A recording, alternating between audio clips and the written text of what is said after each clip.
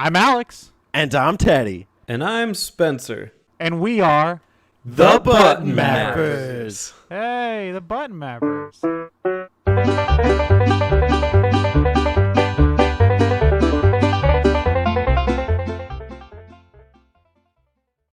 Welcome, everyone. It's treasure time, and we got a treasure of a show for you today. Welcome to the Button Mappers.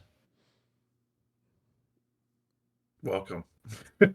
Welcome. Welcome to the show. Who's that? That's your replacement, Spencer. No. VTuber D's? Yeah, sure. Future VTuber? That's right. Future VTuber, current DTuber. It's Dee Zee D. Future world-renowned VTuber. Dee Zee D. Pre-tuber. Yeah, pre-tuber. But yeah, it's me, Dee Zee D. I make videos. I mean, I haven't made anything in a while, but I usually talk about random internet stuff. Well, welcome. We're happy to have you talk more random internet stuff. Specifically for Treasure Month. Treasure. We're going to do like Sega, but with treasure. Before we get into the history of treasure, let's just talk about treasure. What is treasure to you? And Dee Zee D, you're the guest. Let's start with you. Well, Treasure to me is a company that's very near and dear to me. I remember playing a lot of their games when I was like really young. One of my favorites being Mischief Makers, of course. Which, if you're a big Button Mappers veteran, you've known that I mentioned that in one of the Gamer Award videos. That it was one of my favorites, and it still is to this day. And but yeah, Treasure is a really underrated company, and they definitely live up to their name. They are a treasure. It's beautiful. So are you, Alex? Tell us about your history with treasure. Before I do that, I just want to say that I treasure the plugs, which we didn't do. So I'm going to go ahead and do that. Don't forget we're on Apple Podcasts and Spotify, and you can find us over on YouTube, where if you push the subscribe button, you'll get some treasure. At some point. Well, it's more of our content. Well, yeah, that was the treasure. But Treasure, the company, to me has always been like one of those like Japanese golden child developers that you always hear about. Like everybody talks about the cult classics and the Gunstar Heroes, the Ikaruga, like games like that you always hear people talk about that were like, oh, that's a treasure game, that means something, and I've grown up playing a few of the titles like Gunstar Heroes, but I'm not as knowledgeable about the developer as I am other developers. So I'm happy to be here today to talk about some treasure history. Well, I really treasure you being here to tell us how you feel. Spencer, I know you've got a lot of feelings. Why don't you tell us about it, but maybe plug something or other first? Plug something? Anything. Well, I guess we're Plock. on... Plock. I want people to play more Plock. This is an in-joke that nobody will get. But we're on... didn't Alex gonna do them? You did the Discord and YouTube. Did you do the? No, I didn't do Discord. Oh, you didn't. I did have podcast, Spotify, and YouTube. I think I missed Discord. Okay, go ahead and Check check us out on Discord. The link is below, and we have a lot of fun conversations about treasure and other things. As far as what treasure means to me, it means almost nothing. I don't play treasure games. I don't. Particularly have any love for this company. I don't hate them. I just don't have any particular experience with them. Well, Fair enough. I'm glad that you can start to develop your experience here on the Button Mappers. I'm going to divulge my experience and my history with treasure. It all started I don't know. I downloaded Ikaruga on the PS4, and I had Gunstar Heroes on like Sega Genesis Classics. They were before my time. I couldn't tell you. I don't think pre-modern gaming era I really got into them, but I had always heard about the Gunstar guys, the Gunstar Heroes guys, and Super Gunstar Heroes being one of the GBA classics. I think Astro Boy. Maybe I played Astro Boy Omega Factor, and they've always been a beloved company within the gaming realm, but their history is like not that diverse. They have like maybe 20 games, like 30 games, but of those 20 or 30, they're all packaged with love, or so they say. So we're going to talk about some of that history today in our And History of Treasure episode. none of it's gonna be Wario World, which I love that game. That is Yeah. too bad. You know what's kind of Say- ironic say- that I'm reading about What? Treasure right now is I think they're more prolific before they become Treasure. Yeah. Oh, Konami back in Yeah, they were Yeah. ex-Konami Codename. employees. And they worked on games like The Simpsons, Bucky O'Hare, Super Castlevania 4, Contra 3, and then some other ones. Nice. Like those are games I actually Yeah. know. Some of them I don't like very much, but they're games that I know more than the games that Treasure itself has put out. So that's kind of wacky. I don't know. I Spence feel like you sounds could- controversial. It is a little controversial. I feel like you can trace some of that identity though, of like some of those early, Konami games when they were still good, to like some of the Oh, Treasure games. Like they sort of share some of the identity. What, you guys don't like pachinko games? Ah, I've never played That's not a one. joke. Yeah. I don't know anything about it other than it's why we hate Konami today. Yeah. Silent Hill is back, and it's pachinko. I just think of slot machines. What's the difference?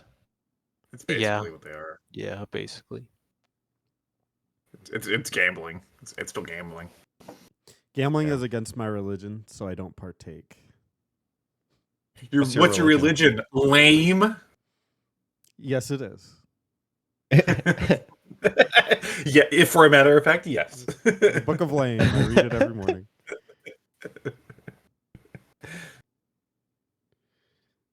Well, speaking about books and reading, we read about the history of some of our favorite and beloved Treasure franchises. Who would like to go first? I'll go first.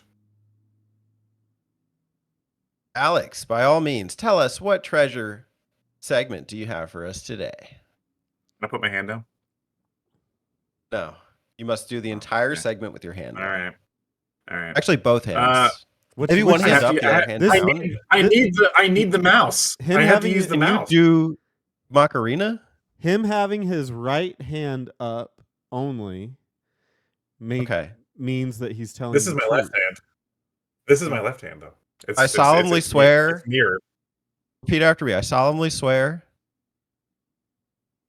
No, No, you have to. If your right hand's up, you have to swear on. I'm the not. book, the I'm Book not of swearing, Treasure. Jack. Promise. No, It's not a swear. Promise word. you're not It's a lying promise to us word. today. no, I'll lie all I want. This is a free country. Just Alright, I'll freaking go do first. it. All right. So whenever I was a youngin, I got really into some of the treasure games. I talked about Wario World earlier. I liked Wario World a lot. But when it came to the Wii, I enjoyed the Virtual Console, and I remember seeing a game on the Wii. Every once in a while, they'd bring over some Japanese games and then mark them up. Like, if say a game for the Super Nintendo, I don't know how much they were, like 800 Wii points or whatever. I hate when remember when dumb game consoles had their own currency. 800 Yeah. Wii points. The import one was 900 Wii points. Why? I don't know. I guess because like they had to do some extra work. They really do that much extra work, but that's the thing that happened. So I remember seeing Sin and Punishment on the N64 back Wii Virtual Console for I think the regular N64 games were like 10,000 or something. So it was like 11,000 for Sin and Punishment, which made it seem like ooh fancy. It's an import and ooh. So I remember buying that and trying it for the first time on the Wii Virtual Console, and I really liked it. It was a game that had a weird control scheme, especially using. I think at the time I was either using a GameCube controller or the classic controller Pro if I had it at that point. I don't know when I can't remember when I bought the game exactly. Weird control setup for the game, and I remember just being really thrown by the idea of like this intense shooter game for the N64. Like the only thing I played similar on the console was maybe Star Fox. That's really it. So from there, I would go on to play the sequel when it came out. Actually, Star Successor. I bought that when it came out, and I really liked that game. So today, I'm going to talk about the development of the very first Sin and Punishment game, a game that was exclusive to Japan until we got that Virtual Console release that I talked about earlier. It was a game developed by Nintendo Research and Development and Treasure. They worked together on this game, which I think is the first time they ever worked with Treasure. Not the last one, obviously, because they had WarioWare and a sequel to this. But it was Treasure's first time making a 3D game. And I'm going to talk about some of their development issues with that. So the N64 ran off the Silicon graphics architecture, which is notoriously difficult to use, especially at the time, because they sort of dropped it in everybody's laps.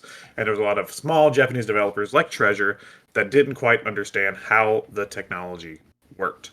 I have a really funny interview here from it's on Nintendo Life, but it's an interview between the Treasure team and Iwata, and they're talking about the development of Sin and Punishment. They go over the fact, what I just said about it's hard to develop. But here's what the clips from the interview said. The Treasure team, this is the director of Treasure. I can't say his name; it's all in Japanese. Said, yes, that's why we thought we could work on the Nintendo 64 too, but the Nintendo 64 sure was something. Bitter laugh. Iwata laughs. It was a machine that was hard to create things for. It didn't work at all. and that's Iwata. Ouch. And then the Treasure director said, yes, it didn't work at all. And then Iwata says, because the Silicon graphic architecture was just dropped into play, the Nintendo 64 had all sorts of limitations, but in the end, it was a 3D machine to the core. It's just that even if it was one to the core, there were those limitations, so it was hard to use and turned out to be a machine that didn't work at all.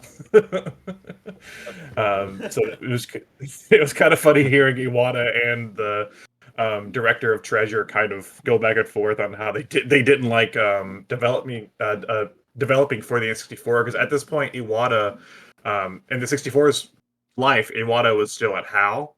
And HAL only made a few small games for the N64 as well, so they didn't really like developing for the console either. So it's kind of funny to hear them go back and forth like that. There was some funny stuff. The guy that worked with Treasure from R&D, his name is Yamagami. He said that he found Treasure to be difficult to work with and called them a weird company. He encountered troubles establishing deadlines with the Treasure team, who continued to deflect such requests. When Yamagami first played the early prototype of Sin and Punishment, he was impressed but found it too difficult. Treasure responded by saying he should not be supervising the project if he was not skilled enough to play it. Yamagami understood that the level of difficulty was a characteristic of Treasure's games, but still thought it needed to be reduced. In the end, they did reduce the difficulty because it's a Nintendo game, and ultimately Nintendo has the say. Also, the original name for the game was Glass Soldier, but Nintendo changed it to Sin and Punishment, and the team at first was not happy about that, but they learned to like it later on. So, but yeah, it's just that's really all I could find, because there's not a lot on this game. But I just thought what I could find was pretty funny with some of the back and forth, and I liked Treasure's, I don't know, standoffish nature with Yamagami telling him that he wasn't good enough to play the game, so he shouldn't supervise them.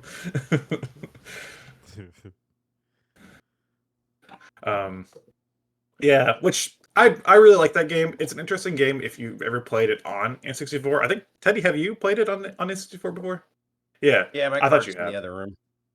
It's interesting because it's a game that uses the N64 controller in a weird way where you kind of hold it backwards and you use like the stick to aim and the D-pad to move, right, and stuff. It's really bizarre feeling. And I remember trying to play that on. I haven't played N64. It's like it's a different setup, right? It's a bizarre layout. Because like trying to map that to a GameCube or Pro controller is weird. So I remember like having issues because like it was like it felt backwards, it felt flipped. And then when I actually got around to learning the game and picking it up, it was a lot of fun. Um, yeah, cool game. Weird development. It's funny to hear Iwata and them bash the N64 architecture. Why is it called Sin and Punishment? All right, so let me go back to where the naming thing was, and I'll tell you. The name was originally Fyodor titled Dostoyevsky. Glass Soldier, but during most of its development, because the main character was fragile like glass. That's Saki. He's fragile like glass, I guess. The title was written in katakana, a Japanese writing system typically used for foreign works. But they wanted something written in kanji instead. Like the upcoming Perfect Dark was written in kanji as red and black in Japan.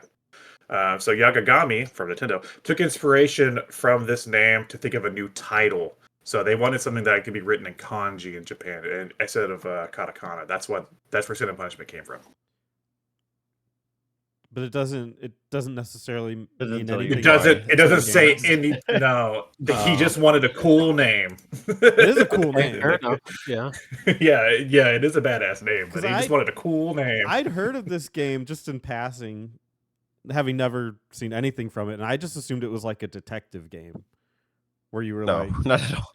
because that like Sin and Punishment sounds like it'd be like a cool story-driven detective game or something, and it's funny to hear that. Well, that's that Russian novel, Crimes and Punishment, which is like is considered in the canon. You know, we're not bringing up the canon again. Yeah, back to the canon. Sin and Punishment canon.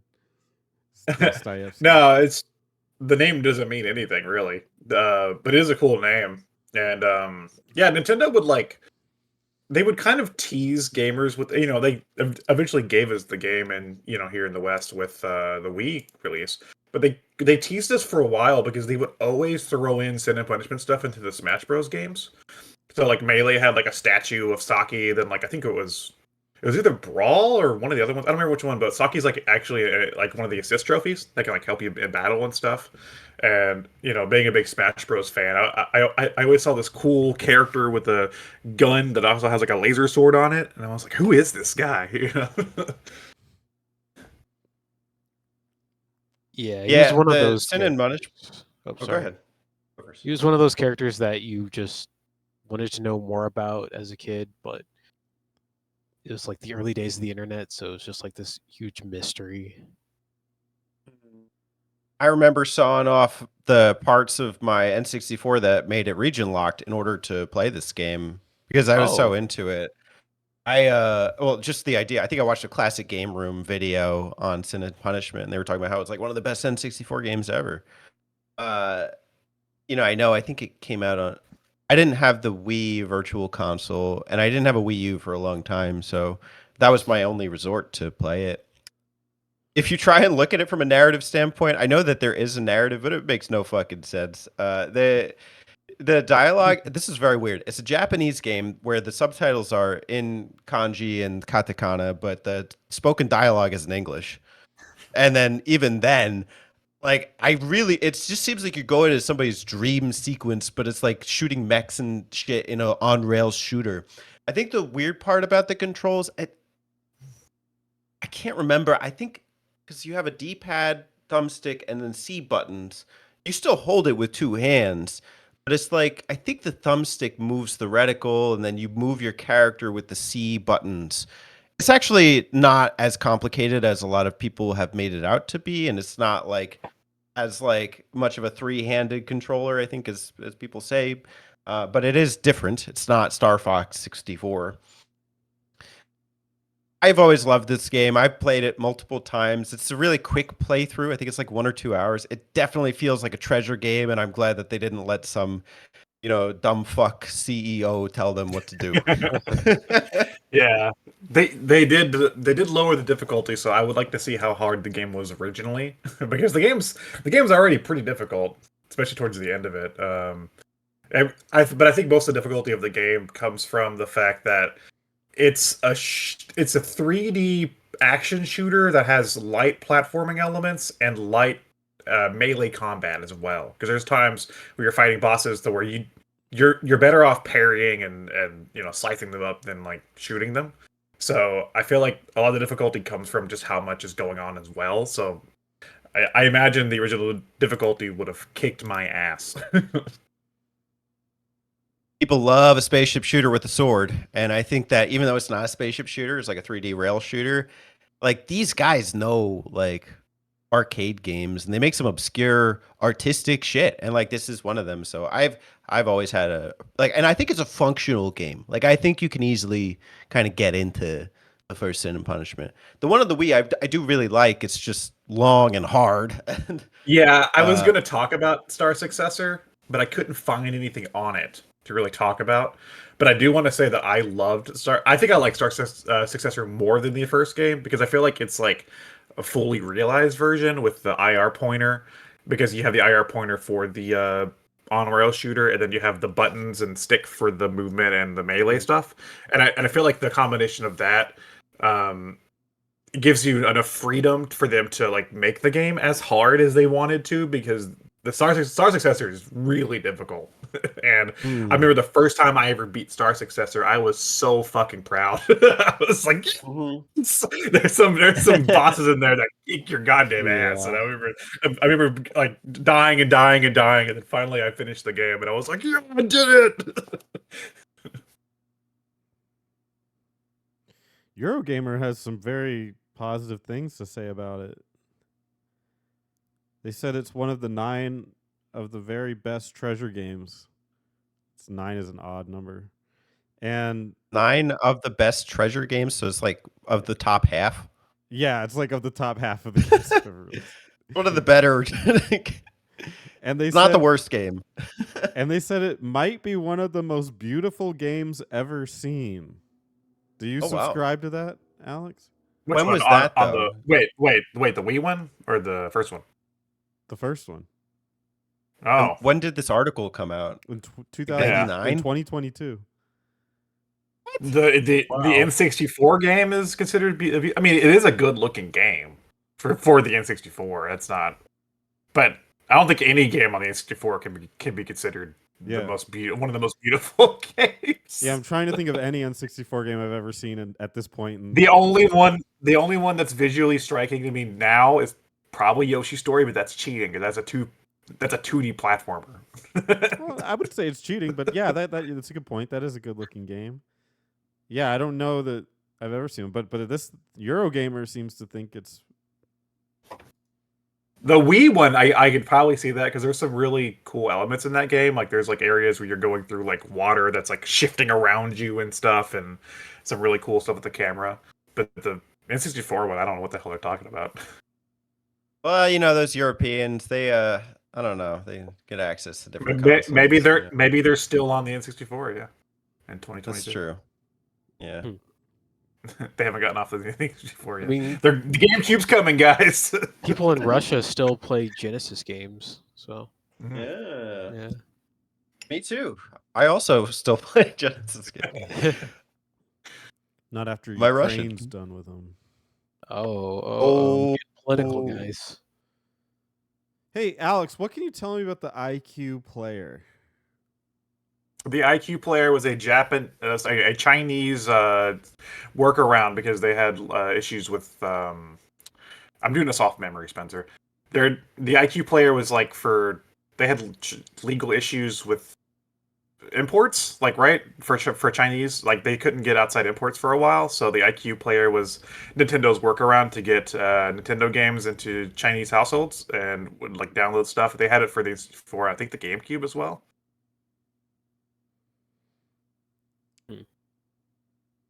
The one I'm looking for is specific to the N64, but yeah, you're right. Yeah, that's off memory. I wasn't. I don't know. Pretty I cool. don't- Like yeah. they're trying to find way. It's almost ironic, like them trying to find ways to get games into a country that doesn't want games in their country or something. Yeah. like, They didn't want Japanese imports or anything like that. They were like, "Get out of here!" Yeah. They were like, "Okay, we will." And then they had make this your other own games company and we'll that- buy them. No, okay, well, we're gonna get these games in here. The IQ Players Library has 14 games. One game was canceled, The Legend of Zelda Majora's Mask. In another, a traditional Chinese version of The Legend of Zelda Ocarina of Time was completed but never announced. Oh. But it had Wave Race 64, Star Fox 64, Dr. Mario 64, Super Mario 64, not that one, or maybe Mario Kart 64, F-Zero X, Yoshi's Story, Paper Mario, Sin and Punishment, Excite Bike 64, Super Smash Bros, Custom Robo. Oh, this is kind of interesting. Yeah, these last ones must be the GameCube thing. Yeah, that's it. Because I knew there's a GameCube side of it as well. It says Animal Crossing. And I know No, Animal there was Crossing one on no. N64. Yeah. Yeah, Which it don't was on the- 2006, though? Yeah, it was on the DD. It was in the disc system. Yeah. That's what our Animal Crossing on GameCube was, the Animal Crossing from the disc system. But they would release it in 2006? I guess that's what they had to do. I don't know. I don't even know what you're talking about. The IQ player? Is this a device? Yeah. We just explained. Yes. It was a device released in China to get around the fact that they couldn't import Nintendo goods into I mean, China. I guess they really wanted it that badly, even all those years since. I don't know. It doesn't make sense there'd be one GameCube game, and if it was Japanese Yeah. products, like I would think it would be the first Animal Crossing. They have a cartridge, so I understand that the GameCube one is based on the DD, but maybe it's the original N64 one. Same game, basically, anyway. So this, I Yeah. think the GameCube one has like some updates. So hmm Yeah, I don't know. It's not really clear, but it just says it came out in 2006 on June 1st on the what were IQ you doing in player. 2006? Well, if you owned an IQ player, make a video response. Let us know how it is. You're probably in China. Yes, do it in English, please, if you can. Or with subtitles. Well, that was Sin and Punishment's fun history, and a little bit about the game and the IQ player. Thank you for sinning. I'll always send for you, Teddy. Ooh. Hey. Move along, please. Where's my Is that punishment? my punishment? Yeah. Move, go.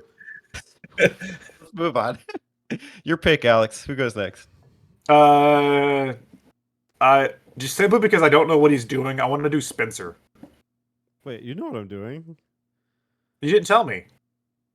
Oh, you weren't there? I'm doing McDonald's Did Treasure you Land not- Adventure. Oh, I thought that was a joke. There's the joke. I thought you were. I thought you were fucking with me. No, treasure is the joke. Yeah, I'm doing McDonald's Treasure Land Adventure. All right, take me to McDonald's. A 1993 platform game developed by Treasure and published by Sega for the Sega Genesis. Based on the McDonald's fast food restaurant chain, specifically its McDonald Land marketing campaign, players control Ronald McDonald in his efforts to retrieve the missing pieces of a map that lead to the location of a buried treasure from a group of villains. The Hamburglar, I can only imagine, is one of them. Ronald can defeat enemies by using a magic attack and can latch onto hooks with his scarf to reach higher platforms. So McDonald Land, it's a media franchise in the fictional fantasy world inhabited by Ronald McDonald and his friends. I don't know if you knew that. I did. No idea. Starting with the creation of Ronald McDonald in 1963, it is primarily developed and published by McDonald's. The series centers on an adventuring magical clown named Ronald McDonald who has red hair, white and red face paint, and wears a yellow jumpsuit, obviously, over a red and white striped long sleeve shirt with yellow gloves.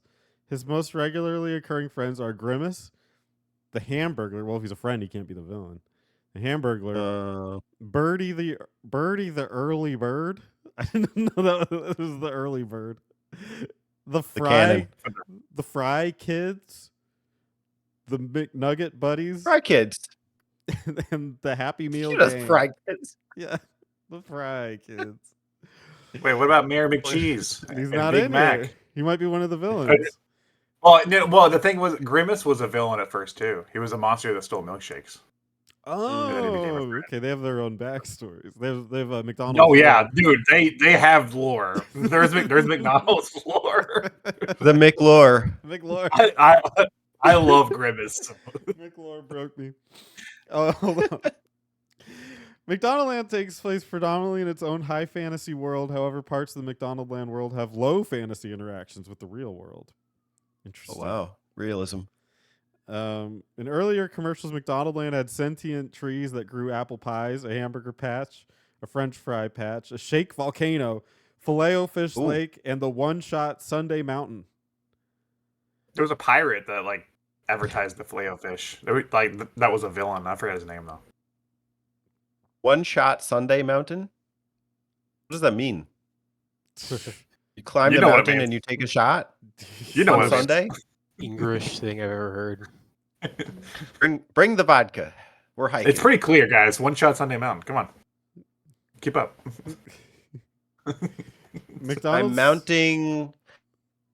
Anyways, go ahead. It doesn't matter. Some controversy in the McDonaldland's world. McDonald's CEO Jim Skinner defended Ronald McDonald and said that he is here to stay. Today, the characters still appear on the windows of some McDonald's restaurants. Modern commercials nowadays depict Ronald McDonald alone in real-world situations with children. Captain Oh, Crook. no. Captain Crook was the pirate I was thinking of, by the way. Captain Crook was Oh. from 1984 and is a McDonald's land pirate that would advertise that he would try to steal the Filet-O-Fish. Captain Crook. So what's wrong with Ronald? I don't know. Apparently, people weren't happy with him. But They- I will say they- that he's it's a lot less of that than when I was a kid, for sure. Well, yeah, they tried to phase him out because there was controversy about advertising fast food to kids. So in recent years, so that's why there was an absence of Ronald for a little bit. Now the McDonald's land characters are mainly used to advertise towards adults. Now, like they had like a Grimace shake, and now they have there's a Hamburglar double Big Mac going on right now. Like for like dumb adults like me who like remember that shit. You know, it's like, oh, remember these guys? I love These the idea that fucking they're like, weirdos. I love the idea that they're like, here's a chocolate shake and it's adults only. It's like, adults only. That's the Well, one shot no. Sunday. Yeah, They there you recently go. had they recently had, and hold on, I have one. They had McDonald's adult kids meals with the Nugget Buddies. And look, these are the toys for the Nugget Buddies. They had these. I have a few of these. I heard about They had that. The adult kid Yeah. in you. Yeah, they had adult kids meals recently. So that's what those characters are mainly used for now. They don't use them for the actual kids meals. They use them for the adult So stuff. could it be It's edgy weird. kids trying to be adults who get the adult kid meal, or could it be adults who still feel trapped in their pre-adolescence? I think it's Look. the latter. I can get a Big Mac and a toy, so I'm cool. I want them to ID me. You have to be at least 18 to get Yeah. the adult kids meal or something. Getting carded Or at under. McDonald's. I have Must be some under additional- 18 in order to get a kid's meal. I have some additional characters that weren't mentioned earlier. Oh, do tell. Uncle O Grimacy. Oh, hold on. That is the Shamrock Shake. Yeah. Well, he was introduced in 1977 for an advertising narrative of McDonald's, both in celebration of St. Patrick's Day and Hey, coming up. to mark the annual appearance of the Shamrock Shake. He's Yep, depicted as gotcha. Grimace's Yeah. uncle, as you could tell by his given name, Uncle O Grimacy. My favorite uncle. They The made no grimacing bones, one. no bones about that one. Oh, Cosmic. They're doing Ooh, the that's, whole restaurants now based on this. Yeah, is that his name? Is it the moon guy? The night. No, Yeah, it's I Mac thought Tonight. I thought his name was Mac Tonight. Or was that just the advertising Says campaign? here Cosmic, an alien who That's appeared another in guy. commercials during the mid 1980s. Cosmic was a character in the video game MC Kids. The character was Another used Irish as guy. an inspiration for the spin-off restaurant Cosmix. Technically, everybody in Oh, this it's universe Mick. is Irish, aren't they? Because they're all I Mick. guess, yeah, Mick. Ronald Um, McDonald. I miss the McDonald conspiracy. Bernice, a strange creature that was introduced in 1992, and that ate. Oh wait, Oh, good. no, never mind. Go ahead. I don't think I know it. And that ate inedible things like the script in the 3-part Ronald McDonald Making Movies commercial. Nope, I don't know that one. Vulture. An unnamed vulture who spoke in a monotone voice. That's all we have. Okay, you're just getting some garbage characters now. Hold on, I'll find a good one. Ooh, Another Irish one. Scrape the bottom of Here's the some- barrel now. here's some good McDonald's trivia. Sunday. Okay, did you know? So, let's Did you go. know? Did you know about Sunday? Anybody? Day of the week. Oh, from the McDonald Land. Oh yeah, the cartoon. dog, Yeah, right? Ronald's Yeah. dog, who has appeared only in The Wacky Adventures of Ronald McDonald, where he was animated with puppetry. The animatronic Sunday was created by Optic Nerve Studios Incorporated. That You know thing who looks he was? terrible. The ops. You know who he was performed by? No. Mm-mm. Vern Troyer, Mini Me. Are you? Wow. Oh, wow. Huh. I haven't seen that in years. I used to have those tapes with the Yeah. episodes on it by I forgot the team. I think it's the team that did like Rugrats and Yeah, stuff, right? Plasky Chupo. Yeah. Yeah, thank you. Troyer was assisted in performing Sunday by puppeteers Mark Garbarino, Brian Blair, Russell Shinkle, and Sean Smith. You might as well have said 4 names I've never heard of. What a waste. One Russell commercial- Shinkle, Smorl I'm a Smith. huge Russell Shinkle fan. One commercial involving Ronald using the McDonald's sign as a pogo stick depicted Sunday as an actual dog. I am. This is like from Are Dragon you gonna Quest. are you gonna talk about the game? Yeah, we're getting a lot of McDonald's trivia though. Dude, Maybe that's what it is. That's the segment. I am. Yeah, where's Treasure? I am hungry. His name is the first name. Are you? I am. Last name Hungry. Horrible name. Me too. Yeah. I'm very hungry. A short-lived protein McDonald bar. Land character who was introduced in 1998 and was dropped in 2001. Self-proclaimed as the vice president of snacking, the character is a floating, fast-moving green fuzzball with orange arms and a monstrous face who has a big appetite. Tell me more. Gives That's him it. one of the cartoons. And then the last one oh, hold on. We thought that was it. Wait. Is it back tonight? The last one on here is Mike the microphone. Damn it. That's what I'm using right now. But where I'm more interested in, and I'll wrap this little segment up in a second, but former characters. These characters have not appeared since the 1980s, and the reason remains unknown. Though many assume it had something to do with the lawsuit. This might be incorrect, as some of them appear in the 2020 Funko McDonald Land Pop vinyl figures. Number 1, you mentioned him earlier, Alex. Oh, is it Mayor McCheese? Mayor Or is it, McCheese. yes. Hey, ding ding. Performed by Billy Curtis, then Jerry Marin, voiced by Howard Morris, impersonating Ed Wynn. An enormous great name. cheeseburger-headed character who first appeared in 1971 and was removed in 1985. He sported a top hat, a diplomat sash, and a pair of pince-nez spectacles, and was portrayed as McDonaldland's bumbling and incompetent mayor. He was the subject of a lawsuit filed by Sid and Marty Krofft for similarities to H.R. Puffin Stuff. Specifically, both were characters with enormous heads who served as the elected leader of a fantastical setting. H.R. Puffin Stuff? Yeah, it was like a kid's show. Okay. The other ones on here are Officer Big Mac. Oh, you mentioned this one, Captain Yep, Crook. I'm mentioning. I mentioned both those. And then the Professor. I didn't know. I didn't mention him. Anyway, so there's some fun stuff about McDonald Land. I love that garbage. It's amazing. Me too. Treasure Land Adventure was developed by Treasure in conjunction with the run-and-gun video game Gunstar Heroes. They made them at the same time. Uh-huh. Very similar. Sega If it's commissioned if Gunstar Heroes is run and gun, what's McDonald's Land? Running Fun. Run and fun. Ronald Fun. Ron and gone, and when I get a meal at McDonald's. Don't forget Sega, to sub in to McDonald's right now. You can get a Big Mac combo for $10.99. We're sponsored by them. Sega commissioned Treasure to design a McDonald's game after the company was ineligible to receive a publishing contract to develop games for the Genesis. Treasure president and project programmer Masato Maeyagawa mandated that the game had to be faithful and respectful to the McDonald's licensing and characters during production. So it's just a platform game based on the McDonald Land advertising campaign. It follows Ronald McDonald and his friends, Grimace, Hamburglar, Birdie, the Early Bird, and the Fry Kids, discovering a piece of a treasure map during a walk through the forest, while the other 3 pieces having been stolen by a group of villains.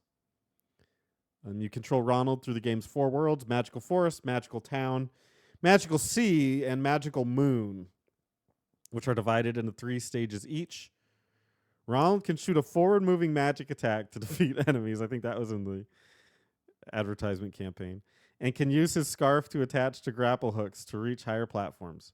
His health is represented by red jewels, and he will drop one when he is hit by an enemy or falls into a pit. Again, it was developed by Treasure. They developed games such as Castlevania, or they worked on games such as Castlevania. Oh, back in the and wanted to focus on creating new and original titles. So I love that one of the first games that they made was McDonald's Treasure Land Adventure. But I will give them some credit because they released Gunstar Heroes first because they wanted their first game to be original. So there is at least some credit I can give them. Ronald needed some extra time in the oven, so yeah.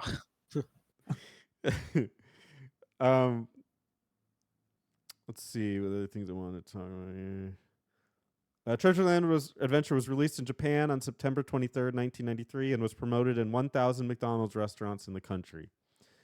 Sega forecast the game to sell over 500,000 copies. I don't have sales figures. I didn't look it up, to be honest, but I would be curious how much it sold, but I don't know that. It's cited as being one of the better examples of a licensed game during the 16-bit console era. It's got okay reviews. Looking at like 84 out of 100, 76 out of 100, 66%, 72%. That seems to be the average. They're not terrible. Paul Gus was surprised. He was a writer for Mean Machine Sega. That's got to be a fun topic to look into what the hell that is. Why on earth Treasure would want to devote so much effort to a game only to make it so very easy as a mystery. Yet this they flippin' well done did. Thanks, Paul. Mean Machine Sega. Shit. I had it up and it went away. It's a UK-based magazine. There you go. Thank you. You're welcome. Curl Collada of Hardcore Gaming 101 believes it served as a base for Treasure's later games, such as Dynamite Heady, with similar mechanics and musical composition.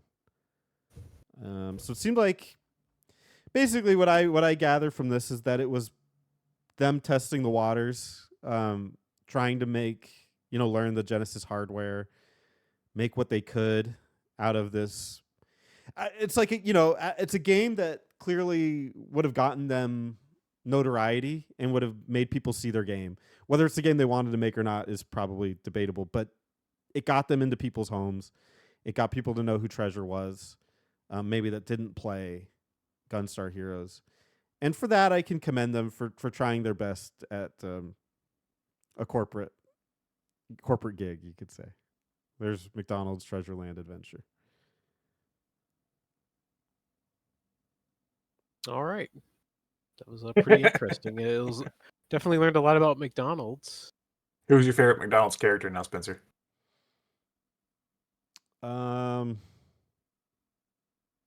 Probably Grimace. Yes, Grimace fan. Right, Grimace. Team Grimace over here. Team Grimace.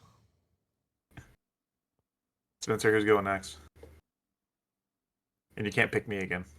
I'll pick Dee Zee D. All right. Okay, so since like I said before, I picked Mischief Makers for my Game Awards video, so I'm gonna choose their very first game ever made by Treasure. It's Gunstar Heroes. It was made in 1993 by former Konami members, and it's pretty simple game, simple run and gun, similar to say Contra and other games such as that. You play as these heroes with guns taking down an evil empire. And I don't know, it's a pretty simple game, but it's definitely very addictive, very frantic, very challenging. Um, Originally, it was going to be called Lunatic Gunstar, thinking that lunatic was a good description for the game's kind of insane off the wall action, but Sega of America felt that that would have kind of a negative connotation, lunatic being crazy. So that was rejected. And then they're also going to call it Blade Gunner in homage to Blade Runner, the movie. But they thought that that would, be copyright infringing. So that was dropped for Gunstar Heroes. And yeah, like Teddy mentioned that it was in development alongside with McDonald's Treasure Land Adventure. And for any people who are familiar with the game Cuphead, Studio MDR, the Moldenhauer brothers, mentioned how they were inspired by that game. They loved it as a kid. And King Dice's board game is literally just a section from Gunstar Heroes. It's a General Black's dice palace where you have to roll the giant dice, and then you'd move on the game board, and occasionally you'd fight a few bosses. And one of the bosses in Cuphead is a giant 8-ball with a face on it, very similar to a boss in Gunstar Heroes called Melon Bread, which is like this giant face that floats around.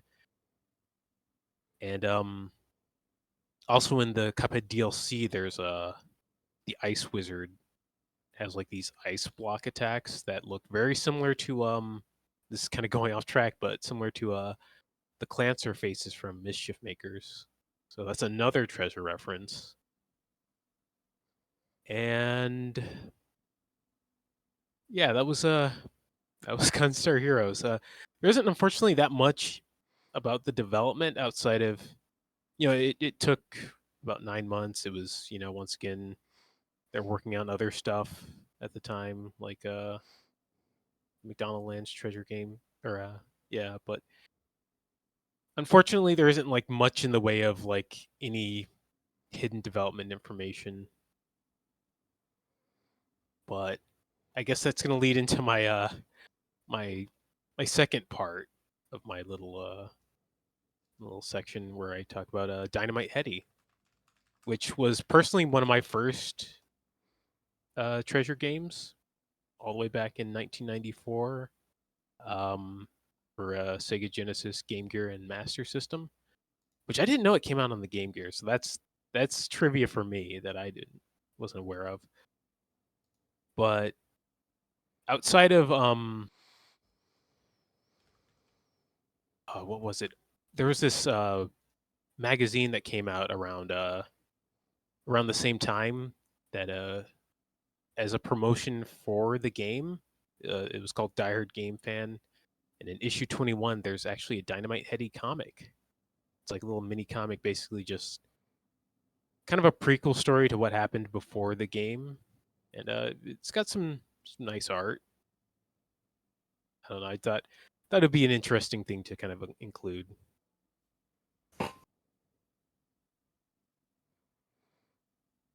And so yeah, that was mine was a bit shorter. It was just kind of more trivia than anything.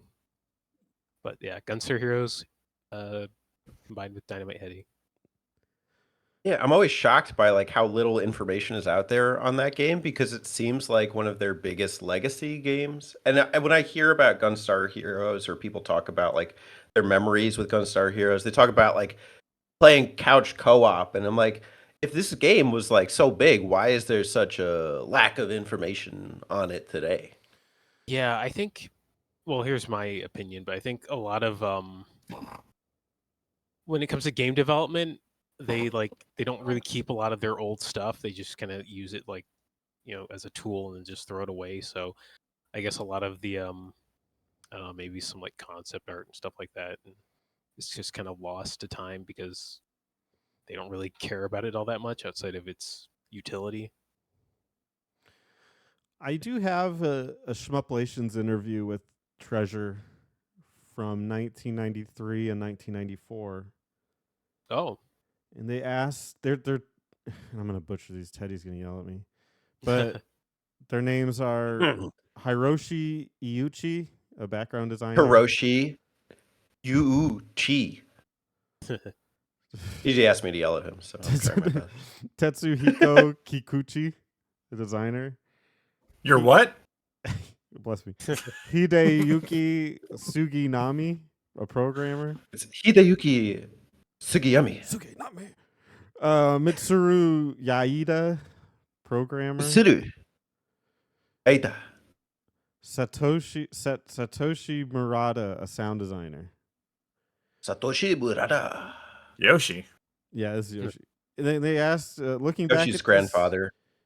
Your development, could you each tell us about some of your favorite scenes or memories from Gunstar Heroes? Iuchi says, one memorable part of the Gunstar Heroes development for me was the beginning of stage 1. Oh, okay. The very first moment. I redrew the very first part of the stage, the area with the natives' huts and the trees, about 4 times. The color palette and hue was more kiddie and gamey at first. We were reusing a palette, which was an inefficient use of memory, but it looked kind of cheap. Oh no, which was an efficient use of memory, but it looked kind of cheap. Oh, big difference. Yeah. Kikuchi said, for me, it would be the pink lobster boss fight from stage 7. When we were working on Gunstar Heroes, the Mega Drive game Mazin Saga had just been released, and I thought it was amazing and inspired me to try designing the enemy patterns, not with simple mathematical algorithms, but with data I inputted manually by hand. Pink lobster and other enemies I made were the end result of my experiments with that method. I also love the outer space background in that fight. It's the most beautiful scene in the game. Suginami said, yeah, and it also ate up a boatload of memory. Anyway, for me, the most memorable part of the development was designing the rotating title logo. That was the very first program I ever wrote for the Mega Drive. Oh, that's kind of neat. Murata said, I was in charge of the sound effects. With FM synthesis, it's not as easy as sampling to get the right sound effects, like for a metal chink sound.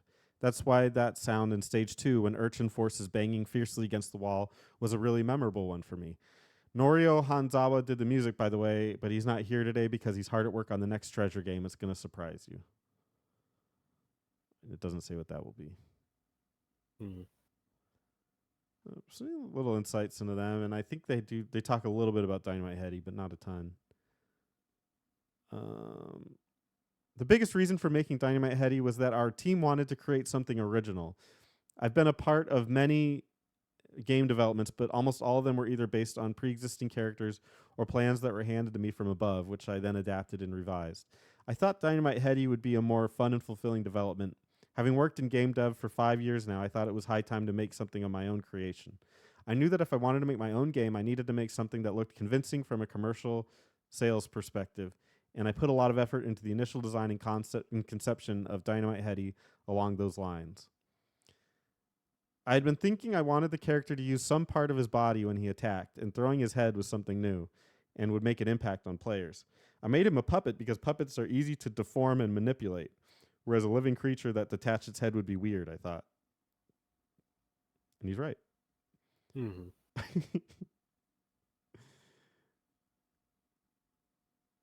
Yeah, imagine if they like remade Never Dead.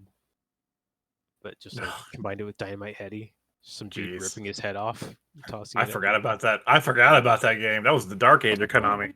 Oh yeah, yep. Yeesh.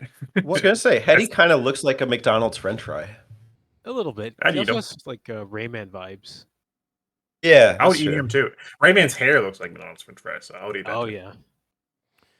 One last thing that's worth mentioning, they ask him, you've mentioned before that you love Western animation. Was that an influence on Dynamite Heady? Kimura said, yeah, actually Western animation was one of the things that influenced me to get into the game industry in the first place. I really admire the sensibility of Looney Tunes, where you never know what's going to happen next. Watching them inspires me to hone my own skills. The difference between games and animation, though, is that in animation, the artist directs how the scene moves and unfolds, whereas in games, that control is given over to the players. But I think that's actually a strength for gaming and could lead to even more interesting scenes, which is something I want to explore more. It comes full Treasure circle does with, have that similar like art style for their character portraits across games, like from Gunstar Heroes to there was like a fighting game you were gonna do. I don't remember what it's called, but then like even the character portraits in Radiant Silvergun and I think Marina and Mischief Makers, they kind of look like Yeah. dumpy like Western Yeah. cartoon art. Combined. Well, I was with gonna Very kinda like Yeah. that idea kind of comes full circle then with the inspiration for Cuphead, with the Mhm. game and inspiring the gameplay for Cuphead because it's very much that style. yeah. Good point. Speaking of which, I'm gonna go grab something. I'll be right back. I found a cool diagram. I'm going to post it in the Discord so you guys can see it. Right now I just see Flock. But it's his Hetty's personal Hetty. data. Height, just under Okay. 50 centimeters. Weight, 1 kilogram. He's a puppet, so he's very light. Family, there are several puppets who were made at the same time as him, but none of them could throw their heads, so they weren't seen to. They weren't sent to the scrap heap, and are still alive somewhere. He loves jelly beans, cool stuff, the yet unknown. Hates natto, evil things, evil people, indecisiveness. I like these details about his body. It's pointing to his, I guess, ears or her ear or thing that sticks out of his head. Doesn't appear to be a feather. It changes shape with his mood. Pointing to his head is a little more durable than the rest of his body since he uses it to bash enemies. He attacks with his head, but where's his neck? His body is glossy and smooth and looks pleasant to the touch. I guess that would be for like a puppet would have that. Yeah. Anyway, that's all I could find. Do you guys want to meet my son? Sure. Since we're talking about Cuphead, my girlfriend got this for me for Valentine's Day. Oh. Oh, I love him. He's my son. dude, it would be great to have like an actual like mug Cuphead that you could drink out of with the straw. Yeah. I'm sure that exists. I also have I'm working on my office right now. That's why that Miss Pac-Man machine isn't like level with the other ones because I don't have a base for it yet. But I don't know if you can see it, but I have a disc plate over there. It says Bravo. It has Cuphead art that Spencer got me forever ago. That's going to be on that wall once I have to get some more magnets for it because the magnets I had went bad when I moved. What do they want? Cuphead. What do they need? What does everybody want? All right, you do it, Spencer. What does everybody want? Ed. There you go. Al Snow would be so proud. Teddy. I mean, sorry, Dee, do you want to choose who goes next? And Spencer and Alex are off limits. Yeah. Yeah. You can't pick yourself. You want to go again? I'll go again. I'll talk about Cuphead. No, I'm just kidding. All right, Teddy. I guess you do your thing. It's flattered, you know. It nice to be chosen. All right. All right, let me get in the zone. Turbo Zone? Sorry, I had to plug my own channel. A little late for the plugs. It's classy. It's very classy. Gotta take a chance when you get it, Spencer.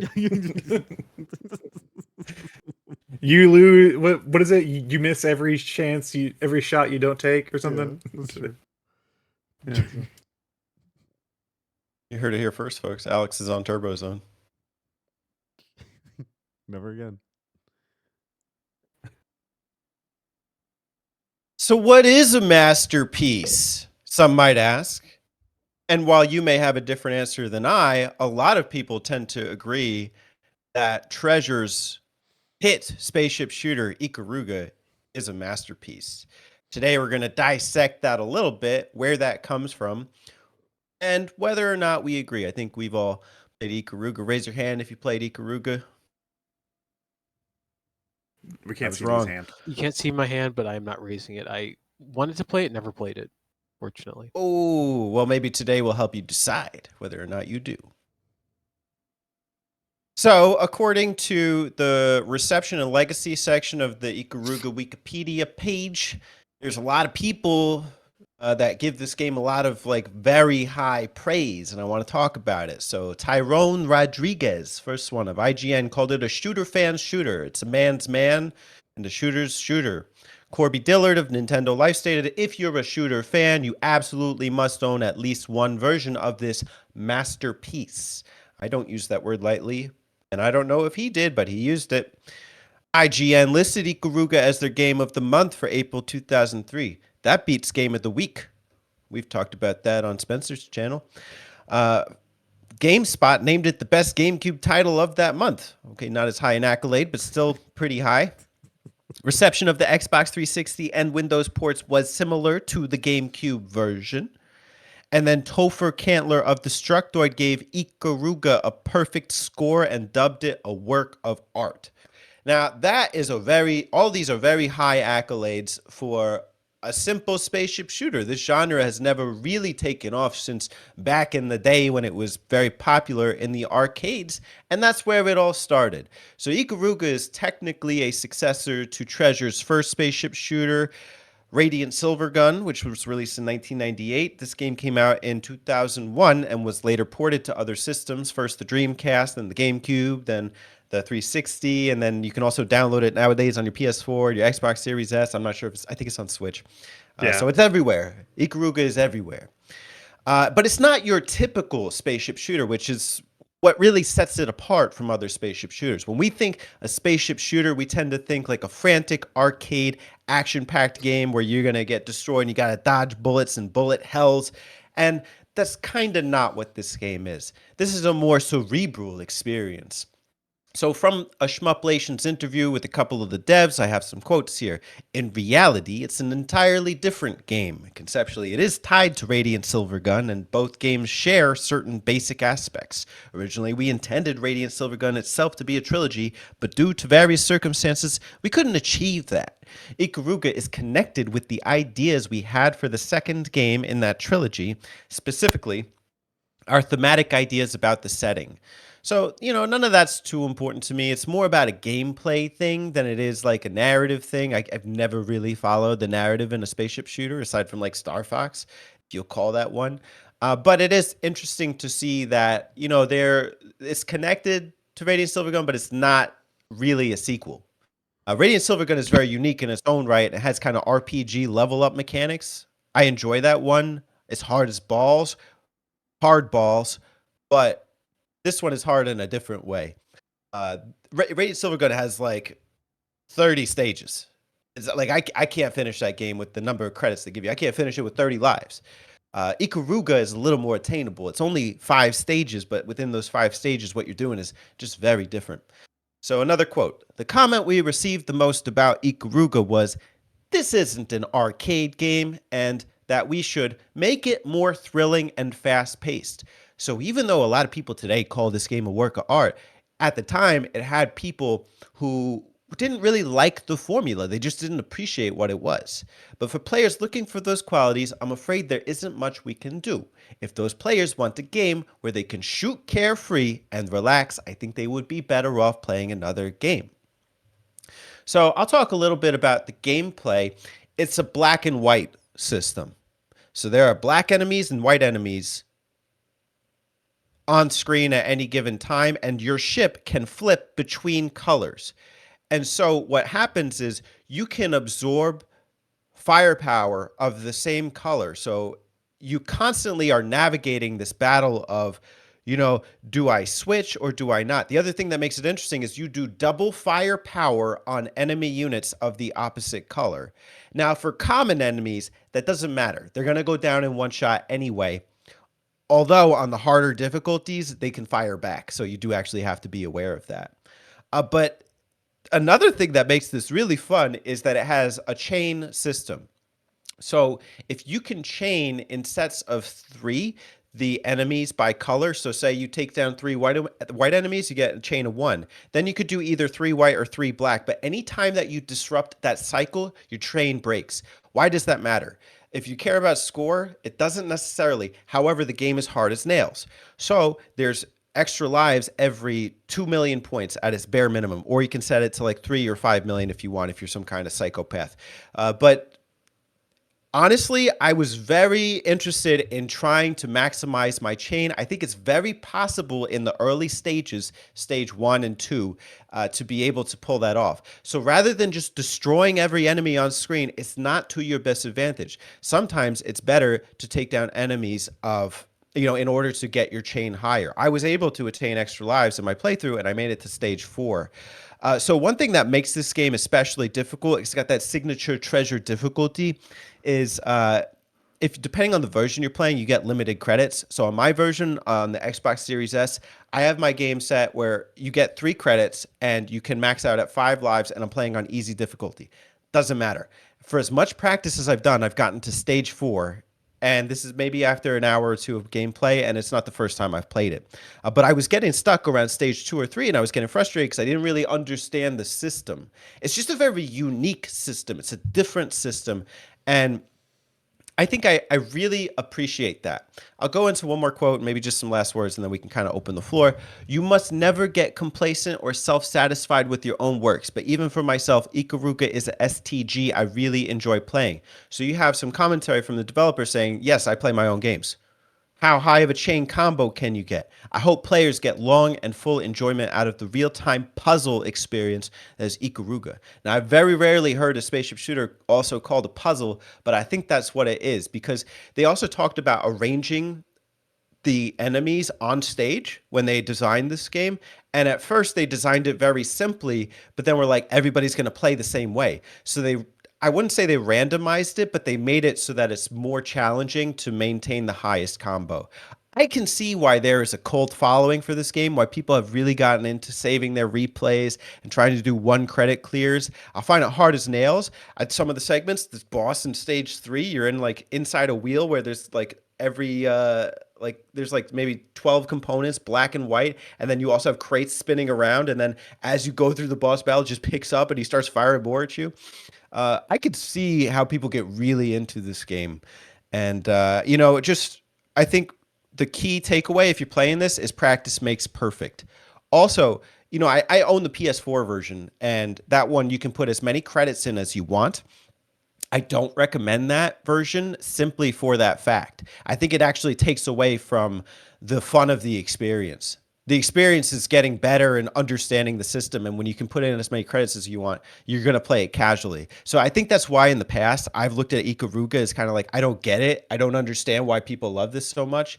But after really just putting my all into it and really wanting the challenge and trying my best, I can empathize with this perspective about how people see this as just very novel for, like, not just a spaceship shooter, but a video game. It's funny that you said that when it came out, the people's perceptions was mixed, because when I remember this game coming out, it was pretty much completely beloved from everybody that I talked to about it. Yeah. The internet back in the day used to really, like, I say back in the day, but I'm talking like 2006, 7, 8. Really like the rise of YouTube is really where I started to notice this game. And I had a friend that had it on GameCube back in the day, and I got to experience it that way. And I liked it, but I didn't really get the chance to like really sink my teeth into it, because I was just kind of over somebody else's house fucking around with their GameCube games. So I didn't get a chance to really play much of this until recently. I have the Switch port, which is a good way to play it, I think, having it handheld as well. And I also recently beat it, and I was going back and forth with Teddy about it.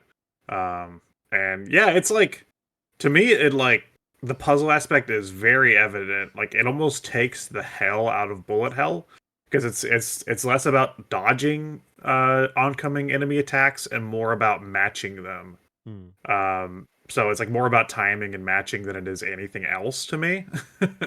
If you try to play it like a regular dodge 'em bullet hell, you're gonna get your ass wiped.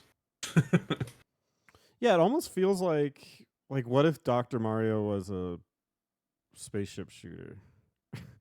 Like some weird baby. Which I have Yeah. no idea Yeah. if that's exactly how it was explained. And I find that kind of interesting as like trying to make a shooter game into a puzzle game and find some weird in between. I think that's It really neat. it does something that I don't find with a lot of other spaceship shooters. And I think it's maybe why it's more beloved. Most spaceship shooters, it's easy to like fall into the trap of like, oh, I have to dodge the enemy on, fire and then drop a bomb. There's not really a bomb system in this game, right? I don't remember there being a bomb No, system. there is. So the way Is that there? works is you absorb enemy like That's right. firepower, like you absorb the bullets, and then you can recharge like But your missile attack. that So it still does works have with one. that still works within the magic mechanic though. Yeah, Mhm. exactly. So yeah, so it changes the gameplay entirely from just being about dodging and bombing to be more about being aware of everything in your surroundings, including the oncoming enemy fire, which I think just takes the gameplay to a different level than most spaceship shooters. I would agree with that. Yeah, I think because when I think of like Steel Empire, I mean that's one of my favorite shooters. Or like I don't know, maybe Thunder Force. What do? Okay, I do my best and then I die and then I respawn with 3 bombs and then I use them before I die again. It's not really a cognitive experience. I am thinking while I'm doing it, but it's not like it's not a.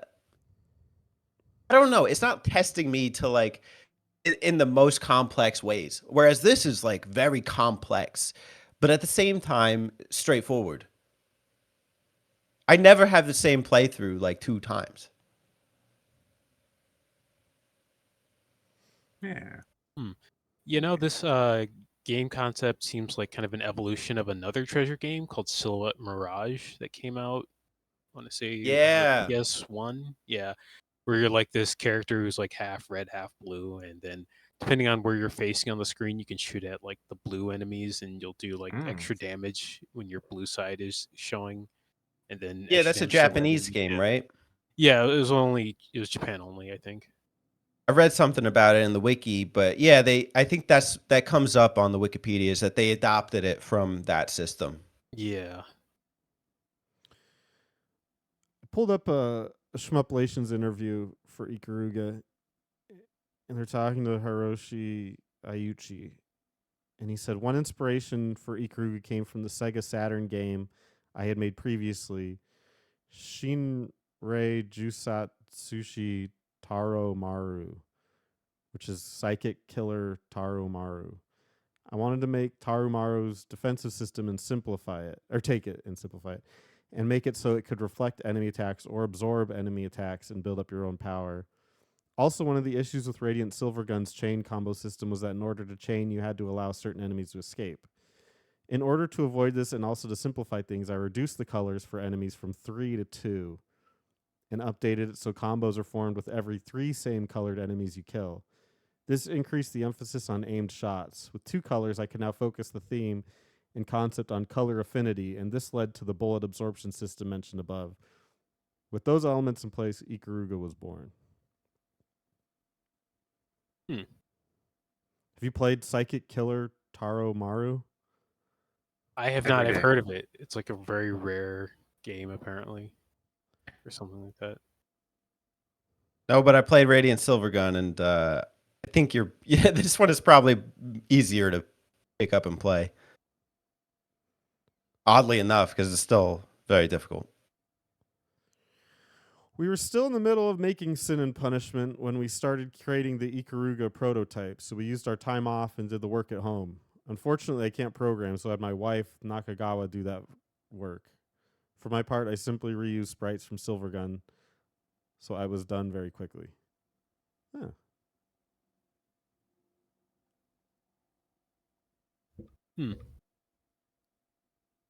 That's the masterpiece that is Ikaruga. I kind of want to just talk about that word for a little bit. Masterpiece. What is a masterpiece to you guys? Oh, like any game in general, or just like the general definition? Yeah. Or- Just dropping Ikaruga for a bit. Like, how do you guys define a masterpiece in terms of video games? I think a masterpiece in a game is something that is innovative, but is also kind of, I know this is kind of hypocritical, but an oxymoron, but it's like something that's innovative, but also kind of derivative of something else, like something that improves upon a pre-existing system, kind of like what Ikaruga does with Silhouette Mirage's system. It takes something and then kind of improves upon it. Yeah, I was thinking like a concept that's fully realized is probably how I would describe Yes. a masterpiece. Is because like I was thinking like what games do I consider to be masterpieces, and there's a few. There's definitely a few. Like my favorite game is probably Donkey Kong Country, and I'd probably call that a masterpiece. And that's again is just taking ideas from another game but improving it and making it its own. I'm trying to think of like other games that I would consider to be a masterpiece. Me, I see it too as like, fully realized. I agree with that, but also like changing the game. Like Donkey Kong Mhm. Country kind of changed the game for all future Sure. 2D platformers. That's Yeah. true. Undoubtedly. You could probably argue Mario Bros. 1, did the same thing. But is it a masterpiece? I don't know, because it's not. I don't know if that's like the best like representation of 2D platforming today. And maybe a masterpiece. It could have been one for its time. Maybe masterpieces change with time. I don't know that Ikaruga necessarily like influenced the future of like spaceship shooters or even video games as a whole. So I hesitate to call it that, but a work of art. I would say that this is a artistic expression. Like I agree with that. You know what? That's probably how I would describe masterpiece. You said time. I think a masterpiece for me would be something that holds its own over time. I think there's a lot of games that come out that it's like, oh, this is a masterpiece, and then like, if, 5, 10 years later, who's talking about BioShock Infinite? Yeah. Sure. So it's Yeah. timeless. Yeah, exactly. Yeah, it's something that it's always gonna be there. And I feel like Ikaruga is that it is part of that. Like if people talk about spaceship shooters, like Ikaruga, is like one of the kings of spaceship shooters. So Right.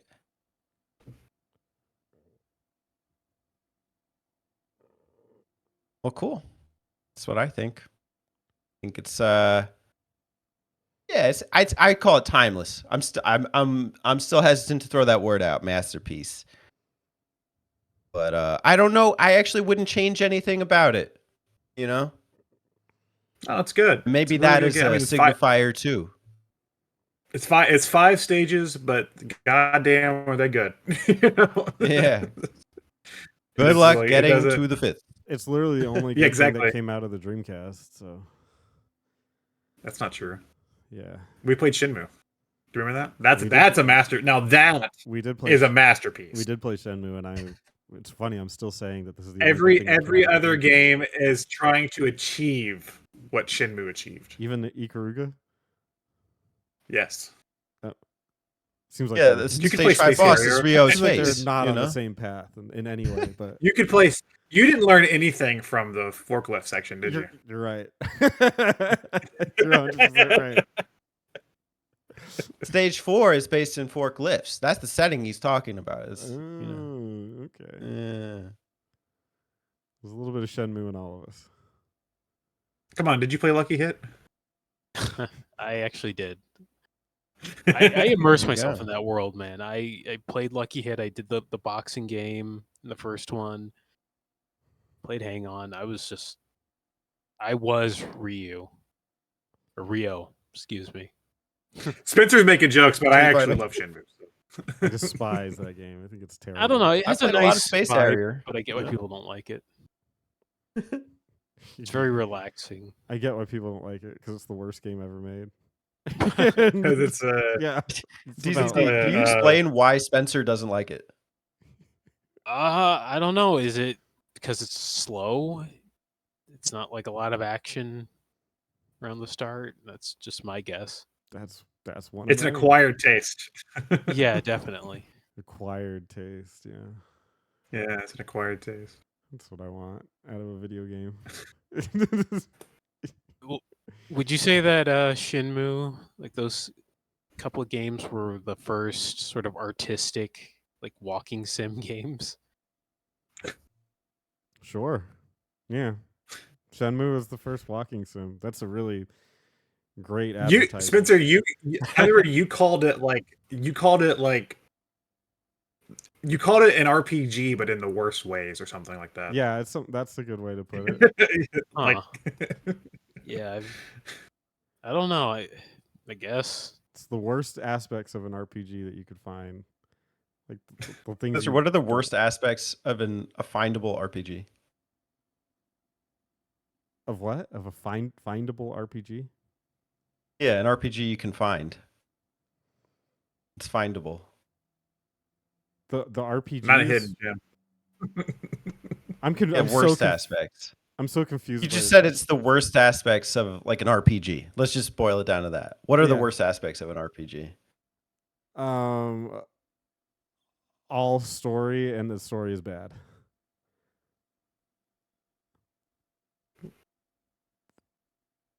Is the story in I don't Shenmue bad? What's in Yeah. this story Shenmue is bad. It's just abysmal? It's terrible. it's very low stakes. what I would That's a problem. That's Like, it's that's a Well, very- we're small. sorry, we're sorry Ryu didn't fight God. Okay. Yeah, he didn't fight God. I would and I would defeat love an it if he evil fought empire. somebody. I'd love it if he fought somebody throughout He that game. fought a couple of people. There were you a know? couple of victims. Yeah, Yeah. he beat up some dudes. There's like a biker gang and stuff. Remember that? Yeah. Dude, don't you feel about Yakuza like you still feel the same and you fight people? That's all you do is fight people. Yeah, I'd say that it's kind of the Yakuza is the inverse. opposite problem, but it's also Yeah. equally bad. He didn't like- no, I Yeah, hated he that game didn't like Yakuza Yeah, he doesn't either. like Yeah. So what is it? You want to fight people or you want to not fight people? I don't get it. He wants perfect balance. So right, a balance is nice for an RPG. You have to have a balance. For Yakuza,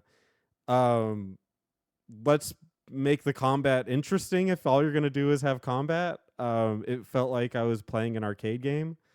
It was dreadful.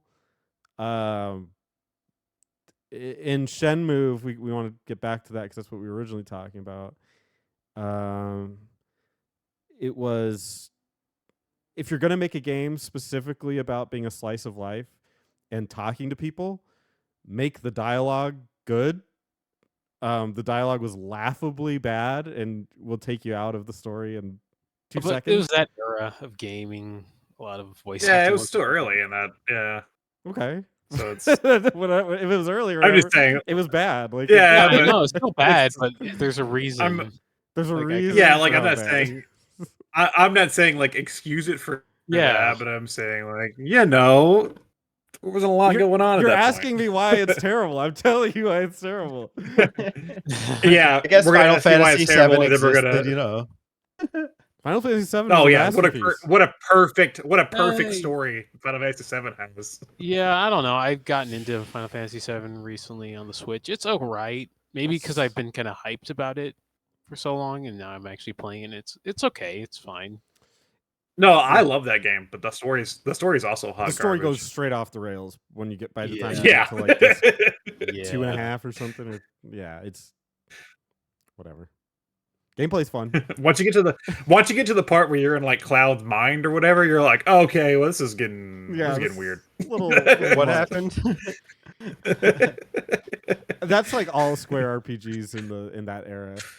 Yeah, post 6. Yeah, they're like, how can we make this about like an existential crisis? It's like I just want to. I don't mind games, going high concept, but sometimes it doesn't work, and you probably shouldn't do it, but they did it anyway. I would rather they not go high concept. I'm beyond that. So Shenmue. Oh, okay, all right. Well, Shenmue, you're right. Shenmue never goes high concept. In fact, its concept is Very low concept. very low. Yeah, That's, very low. that's a plus. That's true. Should be right up your alley then. Yeah. Never mind. I take back everything I said. Shenmue is the best game I've ever played. Masterpiece, right? Hey! It's a masterpiece. did it. Yeah. we brought him over. We did it, boys. Yeah. Spencer, more like Shen, sir. Shenmue, sir. Yeah. You're the Shenmue, sir. That's your new title. That's good. Yeah, it was a good episode. Sip on a Cuphead's head. Dee Zee D, sign us off. All right, I'm Dee Zee D. I do videos sometimes, not as often as I used to, but hopefully I'll do something for the new year. And I hope you enjoyed. And have a day. Just a day. One of the day. I hope you have one of the days of all time. Yes, I hope your day is a treasure. Very good. Put Hey y'all, don't forget to subscribe to them button mappers.